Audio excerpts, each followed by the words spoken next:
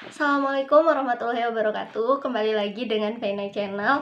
Nah, hari ini Penny pengen ngebahas tentang salah satu topik yang ditugaskan oleh Profesor Atun Wardatun, di mana beliau mengampu mata kuliah perbandingan hukum keluarga Islam di dunia Islam, dan kami melakukan riset untuk membandingkan peraturan yang ada di negara Indonesia dengan negara-negara Islam lainnya, yaitu tentunya tentang topik hukum keluarga. Nah, di sini Feni mendapatkan topik tentang tanggung jawab pemeliharaan anak atau yang lebih dikenal dengan hadanah, dan Feni mengambil studi negara Indonesia dan negara Tunisia. Oke, lanjut saja. Di berbagai belahan dunia dengan beragam budaya dan sistem sosial, keluarga menjadi salah satu unit terpenting dalam bangunan masyarakat. Nah, di mana keluarga ini merupakan warisan umat manusia. Nah, salah satu warisan umat manusia yang akan nantinya melanjutkan perjuangan bagaimana meneruskan dunia ke depannya, dan salah satu yang akan meneruskan itu adalah anak di dalam keluarga itu sendiri. Nah, di sini keluarga sebagai makhluk yang bermasyarakat tidak akan pernah lepas dari yang namanya hukum untuk mengatur pergaulan hidup manusia. Karena setiap persekutuan, setiap makhluk hidup yang melakukan hubungan timbal balik pasti akan menemukan suatu masalah. Nah, untuk menyelesaikan masalah itulah penting adanya hukum untuk mengatur pergaulan hidup manusia tersebut.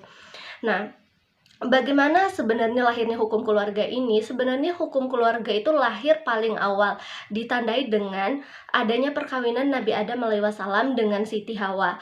Nah, sebenarnya hukum keluarga itu adalah hukum yang paling pertama yang lahir yang ada di dunia ini. Nah, setelah hukum keluarga muncul dari adanya perkawinan Nabi Adam alaihissalam dengan Siti Hawa, maka muncullah hukum-hukum yang lainnya, karena setelah terjadinya perkawinan Nabi Adam alaihissalam ini ada anak cicit dari Nabi Adam yang kita hari ini yang muncul persoalan sehingga memunculkan hukum tata negara, hukum pidana, dan hukum-hukum lainnya yang akan mengatur pergaulan hidup kita.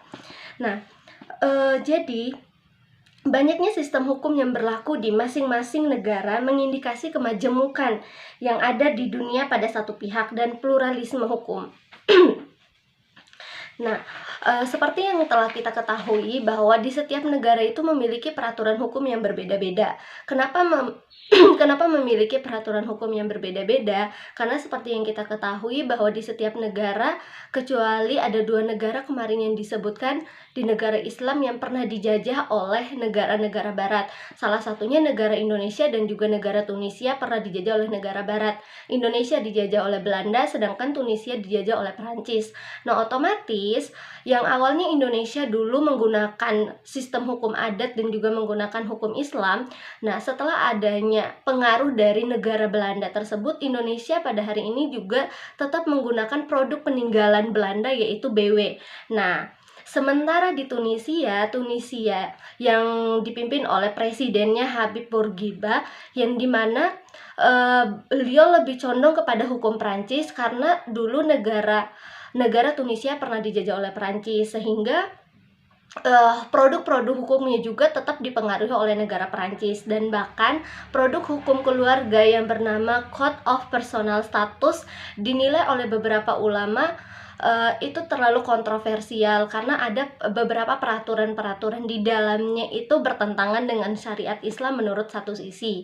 Nah, sementara ketika kita kembali ke kompilasi hukum Islam, jadi Indonesia setelah merembukan di mana untuk harus ada sebuah produk hukum yang mengatur umat Islam yang dalam ranah perdata perkawinan, yaitu mengatur perkawinan, perceraian, waris, hadonah, harus ada satu kompilasi hukum atau yang sudah terkodifikasi dan terunifikasi yang mengatur tatanan kehidupan umat Islam yang ada di Indonesia, sehingga produk-produk hukum ini harus yang sesuai dengan keinginan dan kebutuhan dari umat Islam yang ada di Indonesia dan disesuaikan dengan kebutuhan masyarakat Indonesia, sehingga lahirlah kompilasi hukum Islam.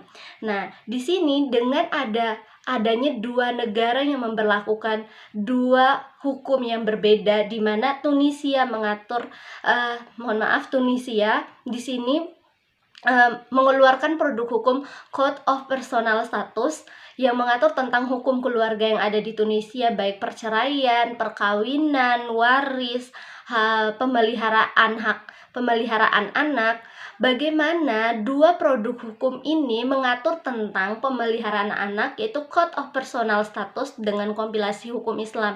Apakah terdapat perbedaan atau terdapat persamaan dan lain sebagainya. Nah, sehingga di sini saya akan melakukan presentasi tentang hal tersebut. Bagaimana sih peraturan yang ada di Tunisia dalam Code of Personal Status dengan yang ada di kompilasi hukum Islam tentang pemeliharaan anak ini. Nah, pertama kita akan memasuki setting dari negara Islam. Nah, pertama adalah Indonesia. Nah, Indonesia ini adalah negara kepulauan yang memiliki keberagaman budaya, ras, suku, agama, kepercayaan, dan juga bahasa. Nah, keanekaragaman yang dimiliki oleh bangsa Indonesia ini merupakan kekayaan dan keindahan wilayah negara Indonesia. Nah, keberagaman adalah suatu kondisi dalam masyarakat yang terdapat banyak perbedaan dalam berbagai bidang. Makanya negara Indonesia itu dikenal dengan negara yang beragam tapi disatukan oleh yang namanya Pancasila dan Bhinneka Tunggal Ika. Walaupun kita berbeda, tapi kita tetap satu akan tujuan dari bangsa kita. Nah, ada beberapa hal yang mempengaruhi keberagaman tersebut, di mana ada letak strategis dari Indonesia, di mana letak Indonesia ini di antara ada dua benua, yaitu dua benua dan dua samudera yang menjadikan Indonesia berada di wilayah yang strategis. Nah, kedua adalah Indonesia ini merupakan negara kepulauan. Nah, keberagaman di Indonesia juga disebabkan karena keadaan geografis dari Indonesia itu sendiri. Dan yang ketiga itu adalah karena kondisi alam yang berbeda. Ada yang berada di pesisir pantai, pegunungan, daerah subur, padang rumput, pegunungan, dataran rendah, rawa, dan laut yang juga mengakibatkan perbedaan dalam masyarakat. Misalnya, orang timur dianggap lebih emosian daripada di orang-orang bagian barat. Jadi ada semacam stigma-stigma seperti itu yang berlaku di dalam masyarakat Indonesia, karena memang katanya orang di wilayah timur itu cenderung lebih emosi karena di sini lebih panas, seperti itu. Sementara di wilayah barat karena agak dingin jadi lebih sabar dan lain sebagainya. Nah, dengan keberagaman yang dimiliki oleh masyarakat Indonesia tadi, maka dulu berlakunya hukum itu juga berbeda-beda gitu. Karena kenapa berbeda-beda? Karena setiap daerah ini memiliki adat dan budaya yang berbeda-beda. Seperti yang telah Feni sampaikan tadi, bahwa dulu kita memperlakukan juga yang namanya hukum adat di setiap daerahnya masing-masing. Mengapa berbeda antar hukum adat ini? Karena tentunya di setiap daerah memiliki adat yang berbeda, bahasa yang berbeda, sehingga membutuhkan pembaharuan dan upaya baru untuk mengatur masyarakat ini, khususnya dalam tataran hukum keluarga, sehingga ada penyeragaman yang namanya penyeragaman hukum Islam. Dan ketika ada sebuah kasus itu tidak ada perbedaan putusan apabila kasus ini sama. Jangan sampai ketika kasusnya dilakukan oleh yang Indonesia bagian barat dengan Indonesia bagian timur, ketika ada bentrokan itu ditetapkan sesuai hukum adatnya masing-masing, dan ini pastinya akan menimbulkan pro dan kontra tentunya, dan menimbulkan penolakan dari berbagai pihak, sehingga dibutuhkan sebuah hukum yang khususnya mengatur tentang hukum keluarga ini yang sama untuk masyarakat umat Islam di Indonesia. Nah, upaya pembaharuan hukum keluarga Islam ini dimulai sekitar tahun 1960-an yang kemudian berujung pada lahirnya Undang-Undang Nomor 1 Tahun 1974 dengan kompilasi hukum Islam. Nah, Indonesia ini adalah negara yang mayoritas umat muslim terbesar di dunia.